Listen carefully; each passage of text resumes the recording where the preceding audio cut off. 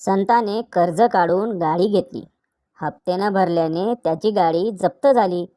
उदास संता बंताला म्हणाला, यार, आधीच माहिती असतं तर लग्न पण कर्ज काढून केलं असतं.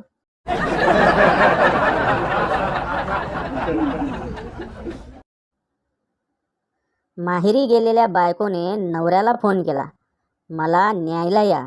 नवरा, अगं राहा की अजून काही दिवस. बायको, आई बाबा दादा वहिनी लहान बहीण प्रत्येकाशी 3-4 वेळेस भांडून झालं, पण तुमच्यासारखी मजा नाही आली राव.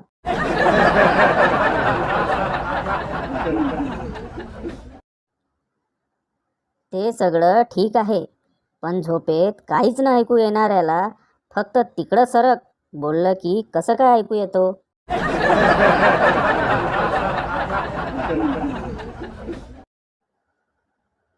शंभर फोटो काढून पण ज्याचा फोटो चांगला येत नाही ते लोक मग हिरो हिरोईनचे फोटो डीपीला ठेवतात.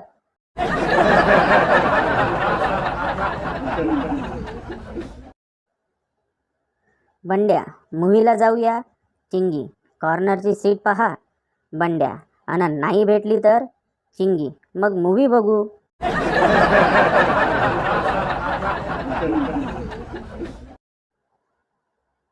एकदा नवरा बायको हातात हात घालून बागेत फिरत असतात. तिकडून एक वात्रट मुलगा येतो आणि म्हणतो, काका, कालवाली जास्तच मस्त होती. नवरा आता 4 दिवसांपासून उपाशी त्या मुलाला शोधतोय.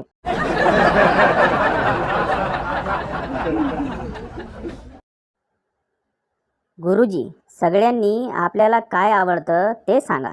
बंड्या, तू सांग बरं. बंड्या, मला कविता आवडते. गुरुजी, वा वा, कोणती कविता आवडते? बंड्या, ती 3ऱ्या बाकावरची.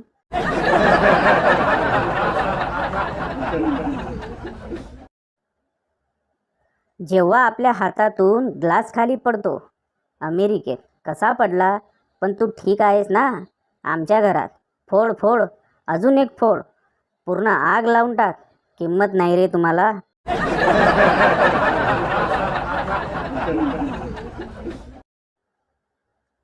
नातू, हॅलो आजी, इंद्रजित बोलतो.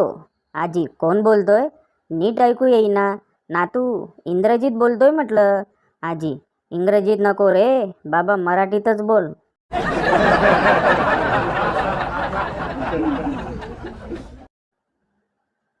गण्या बायकोला घाबरवायचं म्हणून नकली झुरळ घेऊन आला आणि बघतो तर काय, गण्याची बायको जिवंत साप घराच्या बाहेर टाकत होती.